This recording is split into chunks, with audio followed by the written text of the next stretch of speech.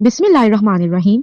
शुरू करती हूँ अल्लाह के पाक नाम से जो बड़ा मेहरबान निहायत रहम वाला है। अस्सलामु अलैकुम। Welcome to my YouTube channel Kahani point. तमाम वीडियो अपडेट्स के लिए कहानी पॉइंट को सब्सक्राइब करके बेल नोटिफिकेशन को ऑन कर दें। आए नीली हवेली की 18वीं किस्त का आगाज करते हैं। रात के आसाब शिकन एडवेंचर के बाद अंसर घोड़े बेच के सोया रहा। सुबह दिन चढ़े आया तो मास्टर हमीद स्कूल जा चुके थे।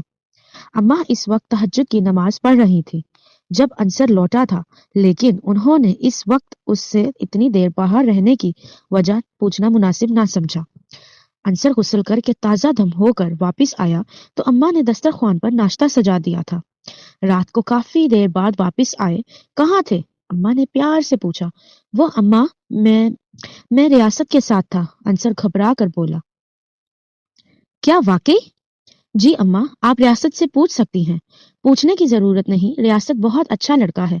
जब तुम उसके साथ होते हो तो मुझे कोई फिक्र नहीं होती। अंसर ने भी तायद में सर हिला दिया। इसी असना में दरवाजे की बेल बज उठी। अंसर नाश्ते में मसरूफ था, इसलिए अम्मा उठी और बाहर देखने चली गई कि कौन आया है। थोड़ी देर बाद वो वापस आई तो उनके साथ रियासत भी था। बड़ी लंबी उम्र है तुम्हारी, अभी तुम्हारा ही जिक्र हो रहा था, अंसर उसे देखते ही बोला। अम्मा ने उसे भी नाश्ता डालकर दिया और मोहल्ले में किसी औरत की तीमारदारी का कहकर थोड़ी देर में वापस आने का कहकर चली गई। नाश्ता करते हुए रियासत ने नोट किया कि अंसर किसी गहरी सोच में गुम है। बहरहाल दोनों ने इत्मीनान से नाश्ता किया। नाश्ते से फारिग होकर अंसर उसे नीली हवेली में बदरूह की कब्र में जाने से लेकर कुएं में इंसानी ढांचों की मौजूदगी, खुफिया रास्ता से तह खाने में जाने, कहतरीन की हनूद शुदा लाश और खजाना मिलने तक तमाम वाकयात तफसील से बताता चला गया। रियासत मुंह खोले तमाम वाकयात सुन रहा था। इसे अपने कानों पर यकीन नहीं आ रहा था कि क्या अंसर जो बता रहा वो वाकई सच है। एक लम्हे के लिए तो उसने सोच लिया कि वो इसकी तमाम बातों को झुटला दे, क्योंकि ऐसी बातें किस्से कहानियों में अच्छी लगती हैं। लेकिन अंसर जिस वसूख से बता रहा था उसे झुटलाना भी उसके बस की बात नहीं थी। नीली हवेली के अंदर तो एक अलग ही दुनिया आबाद थी।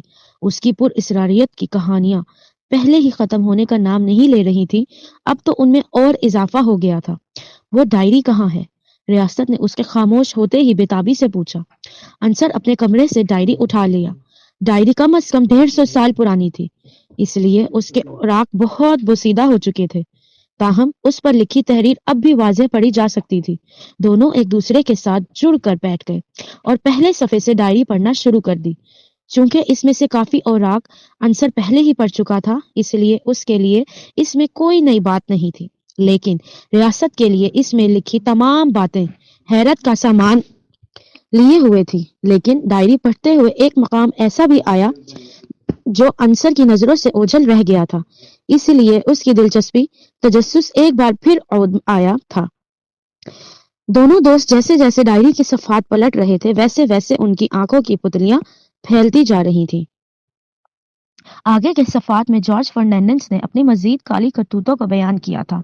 उसने बड़ी तफसील से लिखा था कि वह इस इलाके की दौलतमंद शख्सियात के बच्चों के अगवा बराए तावान की वारदातों में मुलव्विस रहा है, और जो उसे पैसे अदा नहीं करते थे उनके बच्चों को वो बहरून मुमालिक बेच दिया करता था।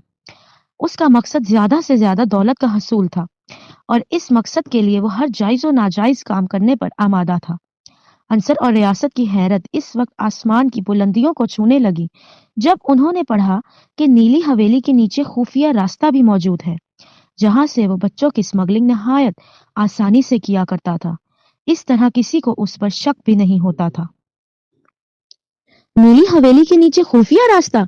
डायरी खत्म हो चुकी तो दोनों ने हैरत से एक दूसरे की तरफ देखा। या खुदा, ये क्या माजरा है? रियासत ने दोनों हाथों से अपना सर थाम लिया। बहुत ही मनहूस शख्स था जॉर्ज फर्नांडिस, जभी तो इसकी काली करतूतों की स्याही अभी तक खत्म होने का नाम नहीं ले रही। नीली हवेली के जर्रे जर्रे से अभी तक इसकी नहुसत टपक रही है। खुफिया रास्ते के जरिए वो अरसा दराज तक जराइम करता रहा और किसी को कानो कान खबर ना हुई। रियासत बेख्याली में बोलता चला गया, लेकिन सोचने की बात यह है कि इन मनहूस कामों का सिलसिला अभी तक जारी और सारी है। अंसर सपाट लहजे में बोला तो रियासत की तरफ देखने लगा। तुम्हारा कहने का मतलब है जॉर्ज फर्नांडिस अभी तक जिंदा है? नहीं यार, तो क्या इसकी बदरूह ये काम कर रही है? नहीं यार, अंसर ने इस बार झुंझुला कर जवाब दिया, तो फिर ये काम कौन कर रहा है? रियासत ने हैरानी से पूछा, चौधरी उमर दराज? क्या? अंसर की बात सुनकर रियासत को हैरत का जोरदार झटका लगा। खुद सोचो, जॉर्ज फर्नांडिस का बाप बंद हुए कई वर्ष बीत चुके हैं, लेकिन इस डायरी के मुताबिक जो जो काम वो करता था वो सब अभी तक जारी है। कोई तो ऐसा है जो अभी तक इसका मिशन जारी रखे हुए है, और मेरे नजदीक वो एक ही शख्स है, चौधरी उमर दराज। रियासत हवन्नकों की तरह मुंह खोले उसकी बातें सुन रहा था। लाजिम तो नहीं कि इस काम में चौधरी उमर दराज ही मुलव्विस हो, कोई और भी तो ये काम कर सकता है। रियासत की बात सुनकर अंसर चौंक उठा। तुम कहना क्या चाहते हो? वो दरअसल मैं तुम्हें एक बात बताना भूल गया था।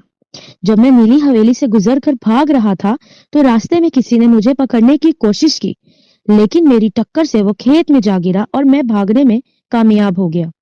तुम्हें पता है वो शख्स कौन था? रियासत की बात खत्म हुई तो अंसर सवालिया अंदाज में उसकी तरफ देखने लगा। थानेदार एहसानुल्लाह। रियासत की बात सुनकर इस बार हैरान होने की बारी उसकी थी।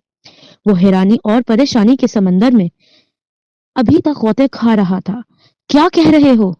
मैं दुरुस्त कह रहा हूँ, थानेदार एहसानुल्लाह पता नहीं कहां से निकलकर अचानक पगडंडी पर मेरे सामने आ गया था। रियासत ने मुंह बनाते हुए कहा, ओह, उसने तुम्हें पहचाना तो नहीं? अंसर ने पुरतशवीश लहजे में पूछा। नहीं, मैंने मुंह पर चादर डाल रखी थी। रियासत ने पूरे वसूख से कहा। इसका मतलब है इस खेल में वो भी शामिल है? अंसर ने पुरख्याल लहजे में कहा, पता नहीं कौन शामिल है कौन नहीं, लेकिन एक बात है यार, ये बहुत ही पेचीदा मामला है और हम इसमें ख्वामख्वाह फंसते जा रहे हैं। रियासत ने परेशानी से कहा। अंसर ने एक ठंडी आह भरी, क्योंकि रियासत की इस बात का उसके पास कोई जवाब नहीं था। बहरहाल इतना दोनों को यकीन हो चला था कि इन वारदातों में या तो चौधरी उमर दराज मुलव्विस है या थानेदार एहसानुल्लाह। इस बात का पता चलाने का फिलहाल उनके पास कोई जरिया नहीं था।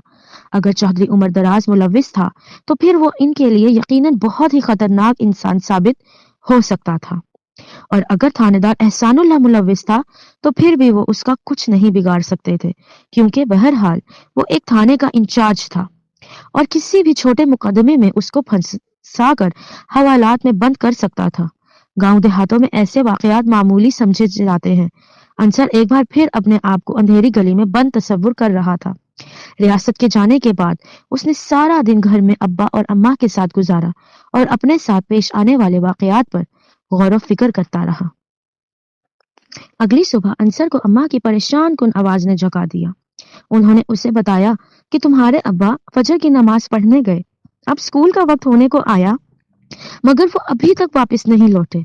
अंसर ने उन्हें तसल्ली दी और हाथ मुंह धोकर मस्जिद गया तो इमाम मस्जिद ने बताया कि वो आज नमाज पढ़ने आए ही नहीं, क्योंकि वो रोज नमाज के बाद उनसे मुसाफिहा करके घर जाते थे। दिगर नमाजियों ने भी यही गवाही दी कि वो आज मस्जिद नहीं आए। हालांकि अम्मा ने बताया था कि वो घर से वुजू के नमाज के लिए गए थे। अंसर स्कूल गया तो वहां से भी यही मालूम हुआ कि वो आज आए ही नहीं, जिससे उसकी परेशानी बढ़ती गई। वो मास्टर हमीद के जानने वाले एक एक आदमी के पास गया, मगर वो कहीं भी नहीं मिले। शाम ढलने लगी। अंसर ने गांव का कोना कोना छान मारा, मगर उसे अब्बा कहीं नहीं मिले। हैरत की बात यह थी कि किसी ने उनको देखा न देखा था, वो किसी को कुछ बता कर न गए थे। अब अंसर के पास सिवाय इस बात के कोई चारा नहीं था कि वो ना चाहते हुए भी पुलिस को रिपोर्ट करे। उसने फोन निकालने के लिए जेब में हाथ डाला तो याद आया, फोन तो परसों का गुम हो चुका है। उसने रियासत को साथ लिया और थाने जा पहुंचा। थानेदार एहसानुल्लाह मास्टर हमीद की गुमशुदगी का सुनकर फौरी हरकत में आ गया। उसने चौकी फोन किया तो पता चला मास्टर हमीद नाम का कोई शख्स वहां से नहीं गुजरा। उसका मतलब था वो गांव में ही थे, मगर वो कहाँ थे किसी को मालूम ना था। बहरहाल थानेदार एहसानुल्लाह उसके साथ गांव आया और मुख्तलिफ लोगों के बयानात लिए। अंसर साहब, आपको किसी पर शक वक्त तो नहीं है? थानेदार ने पूछा। जी है जनाब, मुझे चौधरी उमर दराज पर शक है, अंसर ने बिला ताखीर कहा। देखिए अंसर साहब, ना आपका चौधरी उमर दराज से कोई खानदानी झगड़ा है, ना कोई जायदाद का मसला, तो फिर आप इन पर इल्जाम क्यों लगा रहे हैं? सोचने की बात तो यह भी है कि आपके वालिद साहब को अगवा करके उन्हें क्या फायदा हासिल होना है। थानेदार ने कहा। फायदे नुकसान का मुझे नहीं पता, मगर मुझे जिस पर शक है मैंने उसका नाम बता दिया है। अब आपका काम है तफ्तीश करना। हमारी इसके अलावा और किसी से कशमकश नहीं है। अंसर ने तंग कर जवाब दिया। ठीक है जनाब, चूंकि आपको चौधरी उमर दराज पर शक है तो मैं तफ्तीश के लिए तकाजे जरूर पूरे करूंगा। थानेदार ने अंसर को अपनी गाड़ी में बिठाया और चौधरी उमर दराज की हवेली के आगे जाकर ब्रेक लगा दी।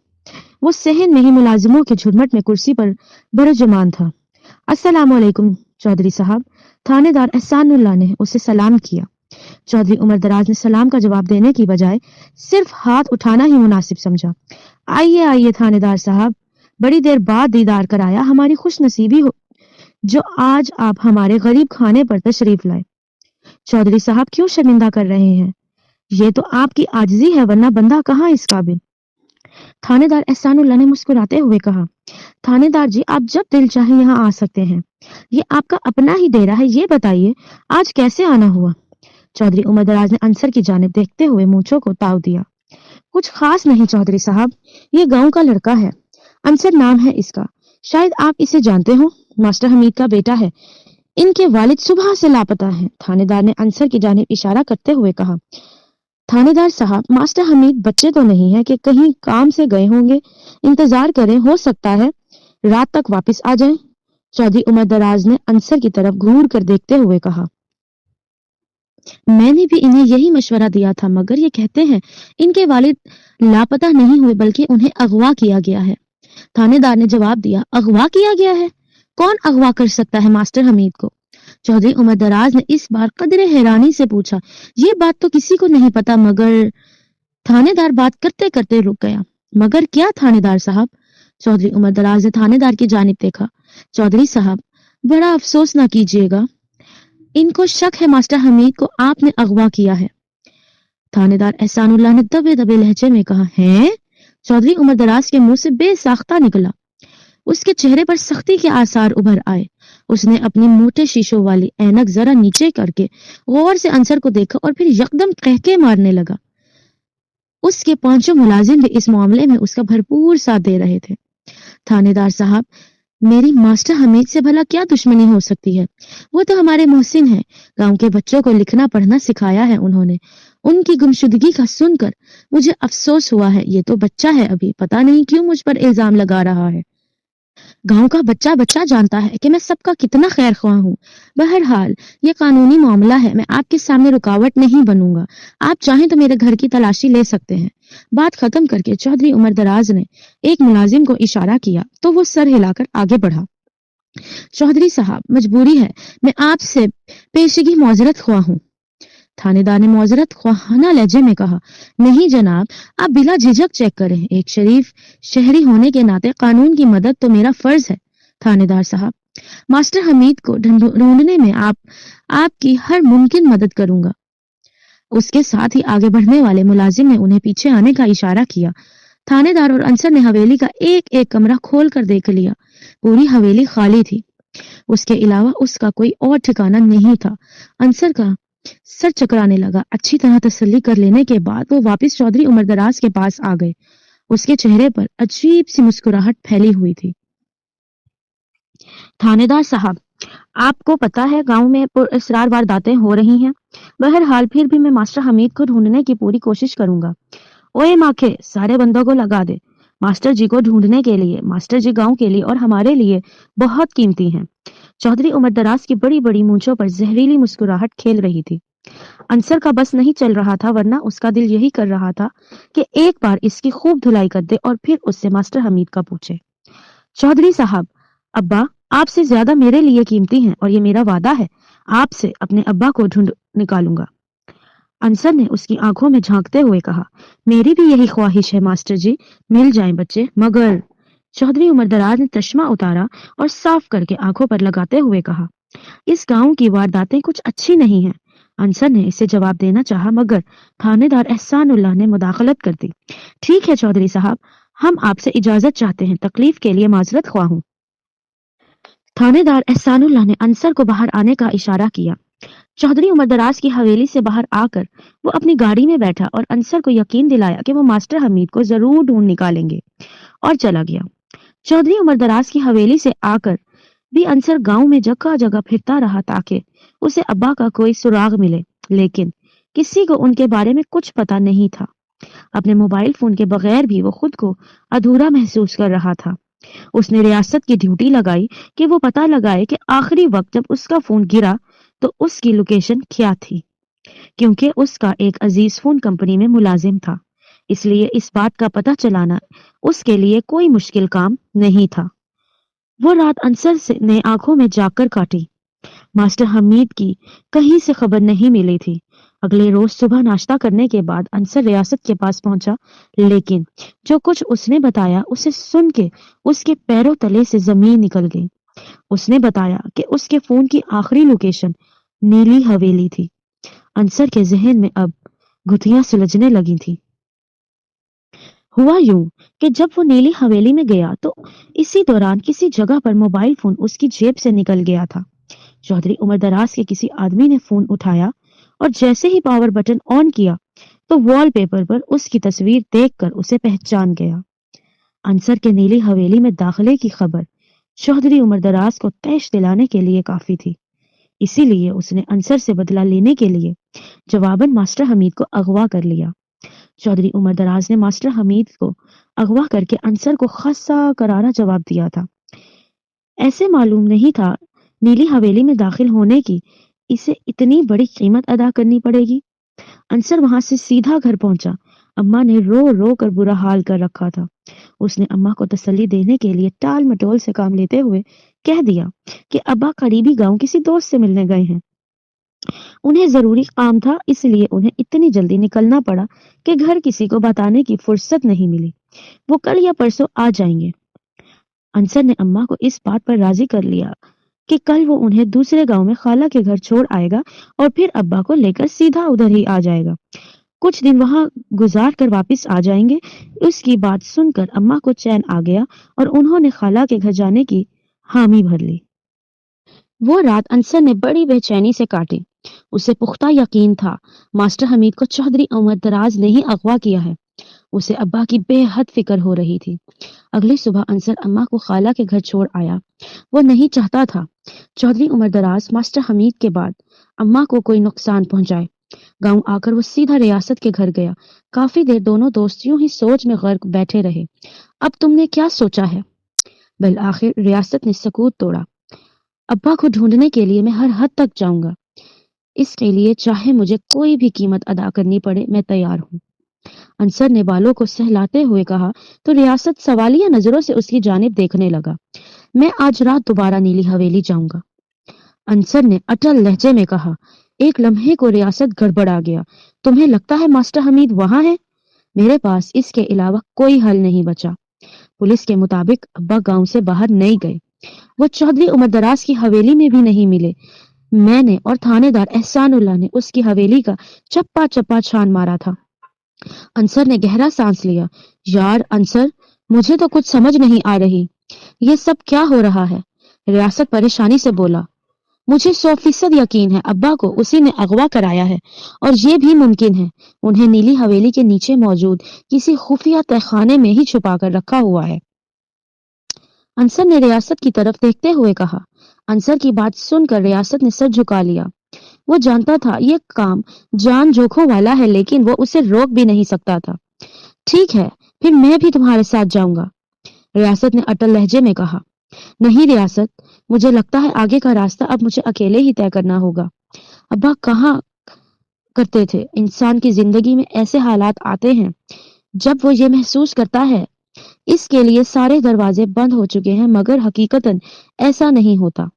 अगर परेशानी इंसान पर हावी हो जाए तो वो खुद को एक बंद गली में तस्वुर करता रहता है और इसी में भटकता रहता है। लेकिन अगर वो थोड़ी सी हिम्मत करे और ठंडे दिल से जायजा ले तो उसे बाहर निकलने का दरवाजा मिल जाता है। अब्बा को याद करके अंसर की आंखों में आंसू झिलमिलाने लगे। फिक्र मत करो अंसर, मेरी दुआ है वो जहां भी हैं अल्लाह उन्हें अपनी हिफ्ज़ो अमान में रखे। रियासत भी अबतीदा हो गया, आमीन। अंसर ने रुमाल से आंखें पोंछते हुए कहा। मैं आज रात नीली हवेली जाऊंगा। मेरे वहां जाने से ही अब्बा पर मुसीबत नाजिल हुई है। उम्मीद है अब्बा के बारे कोई ना कोई कड़ी भी उधर से ही मिलेगी। मैं भी चलूंगा तुम्हारे साथ। रियासत ने फिर बाइसरार कहा, नहीं, तुम बस मेरे लिए दुआ करना। अंसर जाने के लिए उठा तो दोनों गर्म जोशी से मिले। वहां से रुखसत होकर अंसर घर आकर सो गया।